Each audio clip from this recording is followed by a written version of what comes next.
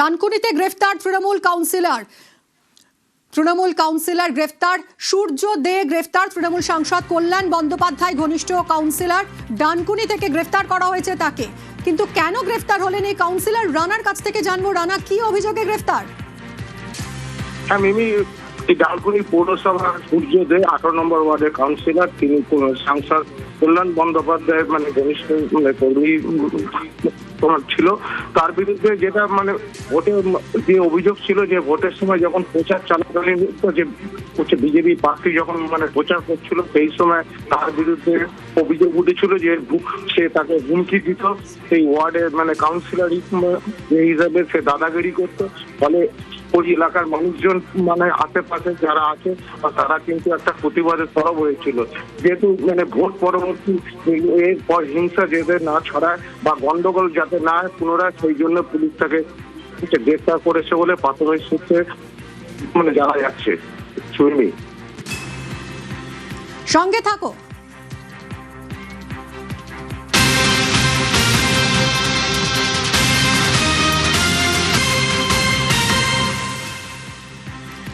ডানকুনিতে গ্রেফতার তৃণমূল কাউন্সিলর সূর্য দে, গ্রেফতার তৃণমূল সাংসদ কল্যাণ বন্দ্যোপাধ্যায় ঘনিষ্ঠ কাউন্সিলর সূর্য দে। প্রচারে বিজেপি প্রার্থীকে হুমকি দেওয়ার অভিযোগ, আর এই অভিযোগেই গ্রেফতার হলেন কল্যাণ বন্দ্যোপাধ্যায় ঘনিষ্ঠ কাউন্সিলর সূর্য দে। রানা আমাদের প্রতিনিধি রয়েছেন, আরো ডিটেলে জানাচ্ছেন। রানা, এর বিরুদ্ধে তার অভিযোগ আগে থেকেই ছিল এবং এবার এই শেষ যে অভিযোগ এলো সেই অভিযোগের ভিত্তিতেই গ্রেফতার। একদমই তাই মিমি, দেখো এর বিরুদ্ধে যেমন অভিযোগ ছিল যে যখন ওই ডানকুনি পৌরসভা ওই এলাকায় যখন প্রচারে গেছিল বিজেপি প্রার্থী, তখন সে তাকে বিভিন্ন রকম অঙ্গভঙ্গি করেছিল, তাকে হুমকি দেওয়া হয়েছিল বলে একটা অভিযোগ আগে থেকে ছিল।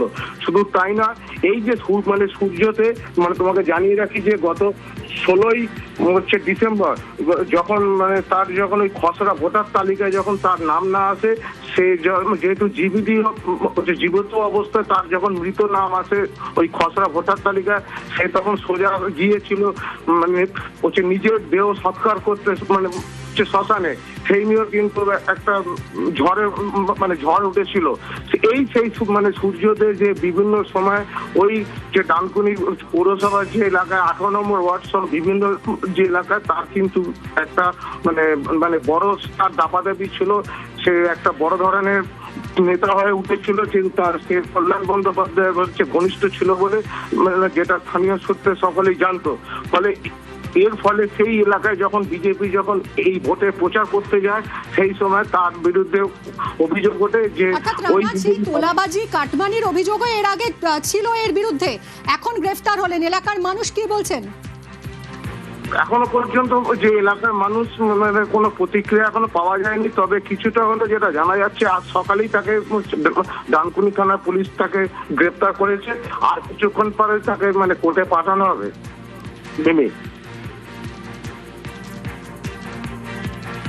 ডানকুনিতে গ্রেফতার তৃণমূল কাউন্সিলর সূর্য দে, তৃণমূল সাংসদ কল্যাণ বন্দ্যোপাধ্যায়ের ঘনিষ্ঠ এই কাউন্সিলর। প্রচারে বিজেপি প্রার্থীকে হুমকি দেওয়ার অভিযোগ রয়েছে এই কাউন্সিলরের বিরুদ্ধে। ডানকুনির 18 নম্বর ওয়ার্ডের কাউন্সিলর সূর্য দে এলাকায় দীর্ঘদিন ধরেই দাপিয়ে বেড়াতেন তিনি, তার বিরুদ্ধে বহু অভিযোগ এর আগেও ছিল, কিন্তু কল্যাণ বন্দ্যোপাধ্যায়ের ঘনিষ্ঠ ছিলেন এই কাউন্সিলর, তার বিরুদ্ধে কোনো ব্যবস্থাই নেয়নি পুলিশ। আর এবার বিজেপি প্রার্থীকে হুমকি দেওয়ার অভিযোগে গ্রেফতার ডানকুনির 18 নম্বর ওয়ার্ডের কাউন্সিলর সূর্য দে।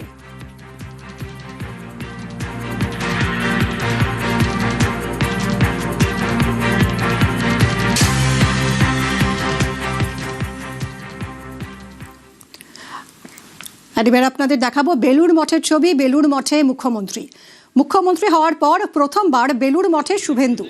প্রেসিডেন্ট মহারাজের সঙ্গে সাক্ষাৎ মুখ্যমন্ত্রী শুভেন্দু অধিকারীর। প্রেসিডেন্ট মহারাজকে সাষ্টাঙ্গে প্রণামও করেন মুখ্যমন্ত্রী। দেবাশিসের সঙ্গে কথা বলবো। দেবাশিস, আমরা সেই ছবি দেখছি, মুখ্যমন্ত্রী হওয়ার পর শুভেন্দু অধিকারী প্রথমবার এসেছেন বেলুড় মঠে, মহারাজের সঙ্গে সাক্ষাৎ করেছেন। কি কর্মসূচি রয়েছে আজ তাঁর? আজ সকাল থেকেই তিনি কিন্তু বেলুড় মঠে এসেছেন এবং সবচেয়ে বড় বিষয় হচ্ছে আমরা এর আগেও একাধিক ভিআইপি আসতে দেখেছিলাম, তখন দেখেছিলাম যে গাড়ি নিয়ে বেলুড় মঠের ভিতরে ঢুকছে, কিন্তু আমরা দেখলাম যে বেলুড় মঠের যে রুট যে অফিস ঘর রয়েছে তার পিছনে পরে আর কোন রকম গাড়ি অর্থাৎ মূল যে ফটক তৈরি করা হয়েছে নতুন সেই গাড়ির ভিতরে কিন্তু গাড়ি ঢোকা যায় না। তিনি কার্যত সেখানে নেমে পড়েন।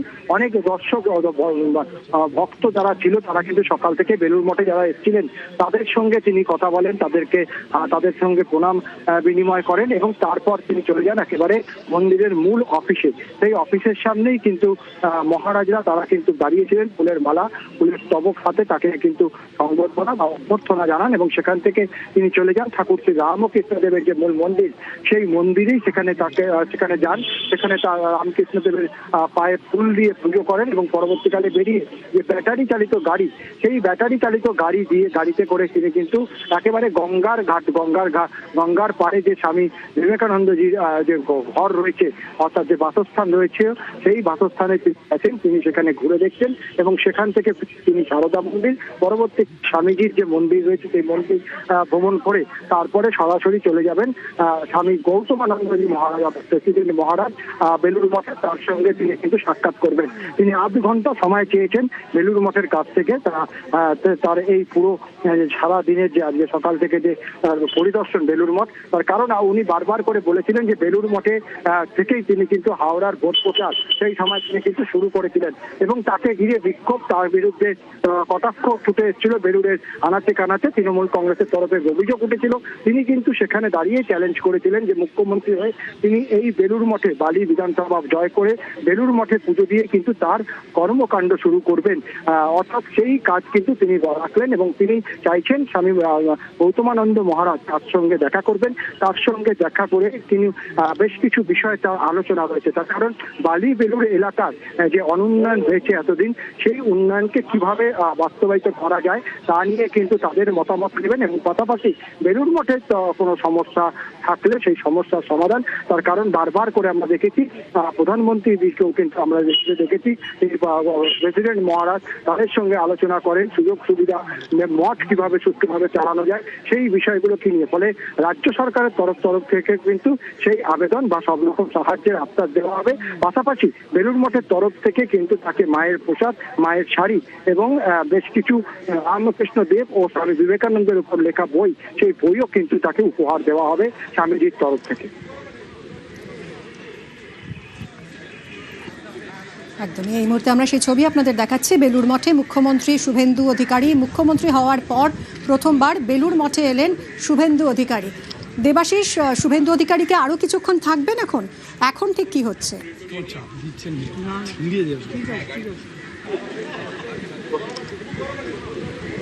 দেবাশিস, আরেকবার কিন্তু প্রশ্ন রাখুন। শুভেন্দু অধিকারীকে আরো কিছুক্ষণ থাকবেন এখন বেলুড় মঠে? দেখো, তিনি কিন্তু বেলুড় মঠের কাছে আধ ঘন্টা সময় চেয়েছেন। এই মুহূর্তে তিনি কিন্তু স্বামীজি যে প্রেসিডেন্ট মহারাজ তার ঘরে প্রবেশ করেছেন, তার সঙ্গে সাক্ষাৎ করছেন, তার সঙ্গে তাকে প্রণাম করবেন, তার সঙ্গে কথা বলবেন। ফলে এই মুহূর্তে তিনি প্রেসিডেন্ট মহারাজের ঘরেই রয়েছে, তার সঙ্গে আলাপ করছেন। তিনি আধ ঘন্টা সময় চেয়েছিলেন বেলুড় মঠের তরফ থেকে, অর্থাৎ প্রায় 11:15 নাগাদ তিনি এখানে এসছেন।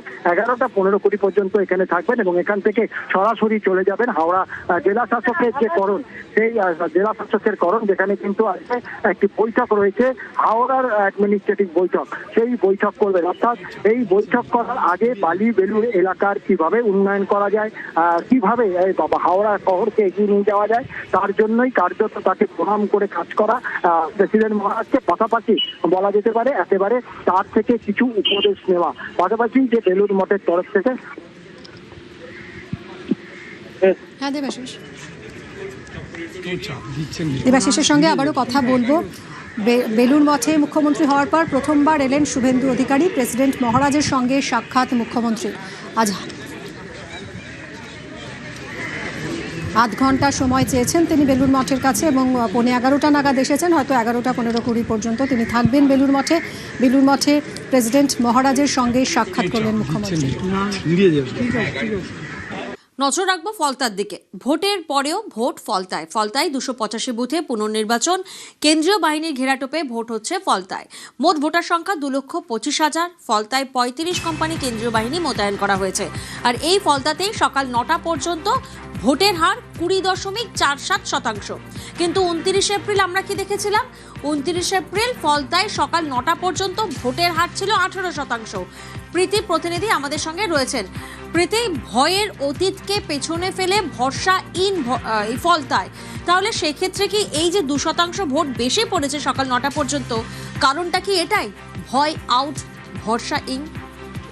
একদমই। তুমি যে ট্যাগলাইনটার কথা বললে, এই ট্যাগলাইনটাকেই কিন্তু সামনে রেখে ভোট হচ্ছে এমনটাই মনে করছে রাজ্য প্রশাসন।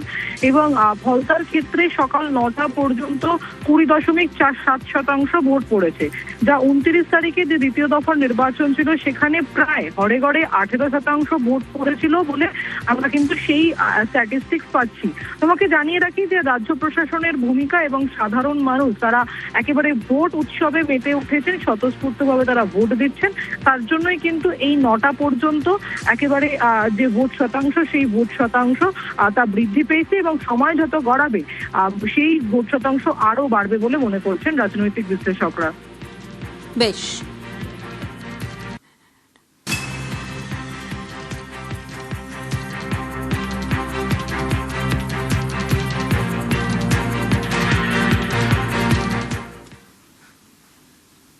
ফলতায় পুনর্নির্বাচন হচ্ছে, কিন্তু ফলতার পুষ্পা কই? পগার পার পুষ্পা। বাড়ির পাশাপাশি পার্টি অফিসেও তালা। ভোটারদের ভয় দেখানোর দিন শেষ। জাহাঙ্গীর এলাকা ছাড়তেই তালা পার্টি অফিসে।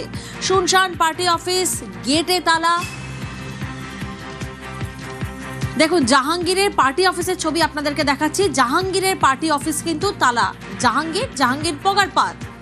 কারণ আমরা দেখেছিলাম যে নিজের নাম প্রত্যাহার করে নেয়। কে করেছিলেন? পুষ্পা।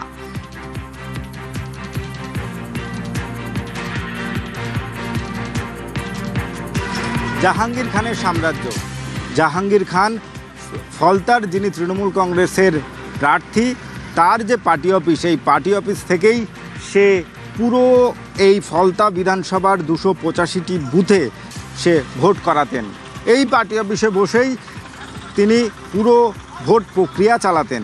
আজ সেই পার্টি অফিস শূন্য।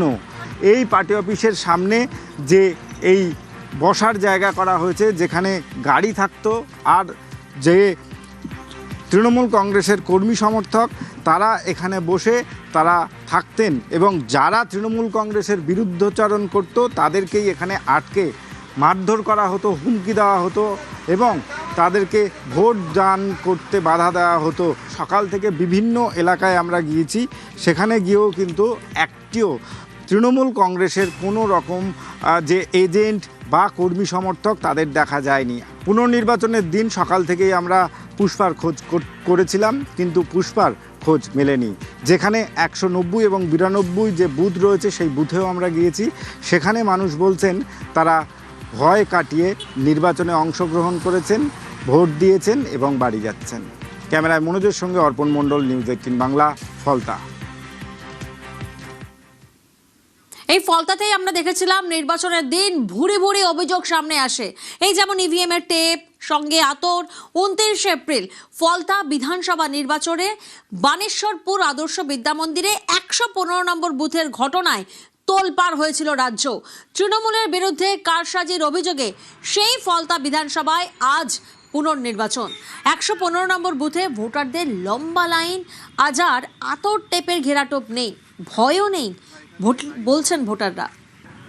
29 তারিখ আমাদের বুথে যা হয়েছিল আমি ফার্স্ট আউটে দিয়ে গেলাম, তারপরে আতর লাগিয়ে দিয়েছিল, বিজেপির ক্যান্ডিডেট টেপ লাগিয়ে দিয়েছিল, মানে দেখা যাচ্ছে না বিজেপি। না না না না এবং আতরের যে লাগিয়েছে, যে ভোটটা যে টিনে মেরেছে, তারপরে তাদের হাতও মানে দেখা গেল। কারা করেছে এটা? এগুলো সব তৃণমূলের ছিল। জাহাঙ্গীরের দল? হ্যাঁ হ্যাঁ হ্যাঁ হ্যাঁ। আপনি যে টিনে মেরে বেরোচ্ছেন, আপনাকে মেরেছে তো মেয়েদের। হাতিনগরের পরের বুথে সেখানে মেয়েদের মেরেছে। চিফ মিনিস্টার সেদিকে এসে বলে গেছে, বলছে আপনাদের কোনো চিন্তা নেই, আপনারা ফলতা মানে বিধানসভাটাকে যাতে ফার্স্ট পজিশনে আনেন। 1,05,000 একজন জিতে রয়েছে, মানে তারা ভয় আপনাদের একদম আউট। জাহাঙ্গীর আউট, ভয় আউট।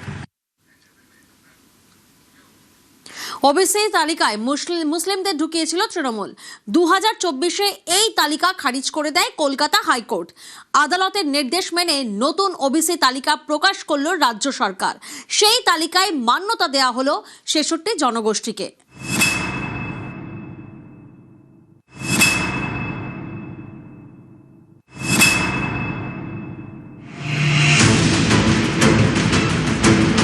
ওবিসি আদার ব্যাকওয়ার্ড ক্লাস, অন্যান্য অনগ্রসর শ্রেণী। তৃণমূল সরকারের তৈরি ওবিসি তালিকা নিয়ে বিতর্কের জল আদালত পর্যন্ত গড়িয়েছিল।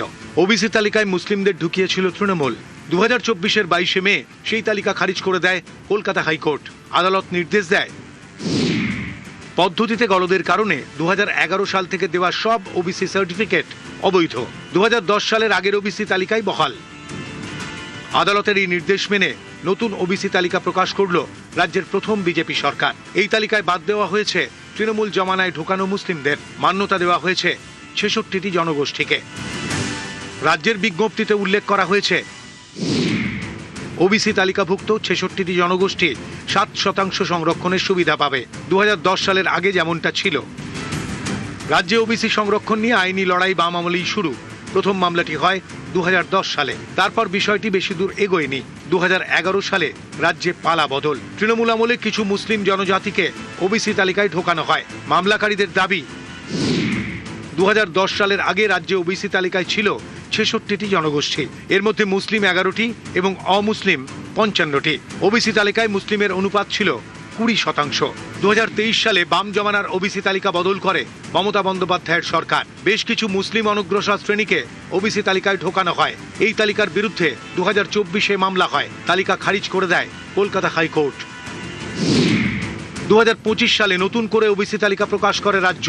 প্রথম অংশে 51টি নতুন শ্রেণী যুক্ত করা হয়, যার মধ্যে 46টি মুসলিম, অর্থাৎ 90%ই মুসলিম। দ্বিতীয় অংশে 25টি নতুন শ্রেণী যুক্ত করা হয়, যার মধ্যে 21টি মুসলিম, অর্থাৎ 84% মুসলিম। এই তালিকাতেও স্থগিতাদেশ দিয়ে দেয় হাইকোর্ট। 2024 সালে হাইকোর্টের ডিভিশন বেঞ্চ নির্দেশ দেয় 2011 থেকে 2024 পর্যন্ত দেওয়া সমস্ত ওবিসি সার্টিফিকেট বাতিল। 2010 আগের ওবিসি সংরক্ষণ তালিকায় বহাল। নতুন করে সংরক্ষণ তালিকা প্রকাশের নির্দেশ দেয় আদালত। যদিও হাইকোর্টের নির্দেশ মানতে রাজি হননি তৎকালীন মুখ্যমন্ত্রী মমতা বন্দ্যোপাধ্যায়। যে ব্যক্তি এই রায় দিয়েছে যে ওবিসি রিজার্ভেশন থেকে মুসলিমদের বাদ দিতে হবে, আমি তাদের রায় মানি না, আমি মানব না। ওবিসি রিজার্ভেশন চলবে, এর জন্য উচ্চতর কোর্টে যেতে হলে যাব। इसलिए कैंसिल किया है कि बहुत सारे मुस्लिम कम्युनिटी को एपिसमेंट के लिए यहाँ ओबीसी बनाया गया। 26-এ তৃণমূলের ভরাডুবি, রাজ্যে ক্ষমতায় বিজেপি। পালাবদলের পর হাইকোর্টের নির্দেশ মেনে নতুন তালিকা প্রকাশ রাজ্য সরকারের। বাদ তৃণমূল জমানায় যোগ হওয়া মুসলিমরা। মান্যতা 66টি জনগোষ্ঠীকে। নিউজ 18 বাংলা।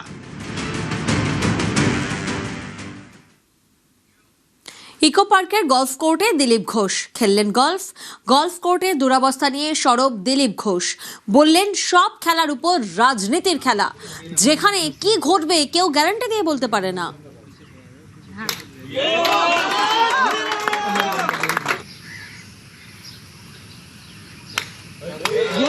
দেখুন, সব খেলার উপরে হচ্ছে রাজনীতির খেলা, যেটা কেউ জানে না রেজাল্ট কি হবে। যে খেলছে জানে না, যারা দেখছে তারাও জানে না।